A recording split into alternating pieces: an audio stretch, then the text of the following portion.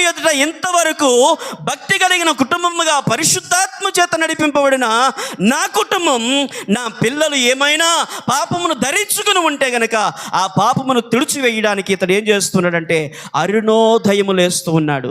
పిల్లలు లేగకముందే దహన బలి అర్పించి వారి పాపములు క్షమించేటట్లుగా దేవుని ఎదుట ఏం చేస్తున్నాడో తెలుసా, ప్రాధేయపడుతూ ఉన్నాడు. అంత మాత్రమే కాదు, వారి యొక్క హృదయములో దేవుని దూషిస్తూ ఉన్నారేమో, వారి యొక్క హృదయంలో దేవుణ్ణి తిరస్కరిస్తూ ఉన్నారేమో, దేవుని అంగీకరించలేకపో ఉన్నారేమో. ఇలా కాదు నా బిడ్డలు ఉండవలసింది.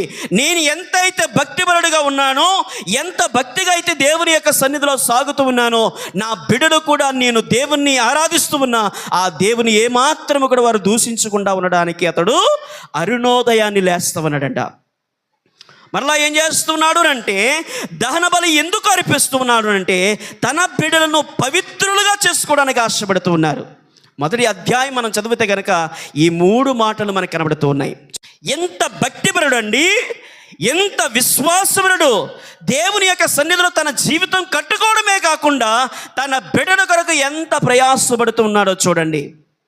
ఇలాంటి వారికి దేవుడు ఏం చేస్తాడో తెలుసా? ఒక మాట చెప్పనివ్వండి. ఇలాంటి వారికి దేవుడు ఏం చేస్తూ ఉంటాడో తెలుసా? వారి చుట్టూ దేవుడు కంచె వేస్తాడంట. నీ బిడ్డలు పాడైపోకూడదు, నీవు ప్రార్థన చేసి అరుణోదయాన్ని లేచి దహన బలి అర్పిస్తూ నీ బిడ్డల యొక్క పరిశుద్ధత కొరకు నువ్వు ప్రాకులు పడుతూ దేవుని యొక్క సన్నిధిలో ప్రార్థిస్తూ ఉన్నావు కదా, దేవుడు నీ బిడ్డల చుట్టూ ఏం చేస్తూ ఉన్నాడంటే కంచె వేస్తూ ఉన్నట్లుగా దేవుని లేఖన భాగంలో చాలా స్పష్టంగా మనకి కనబడుతుంది.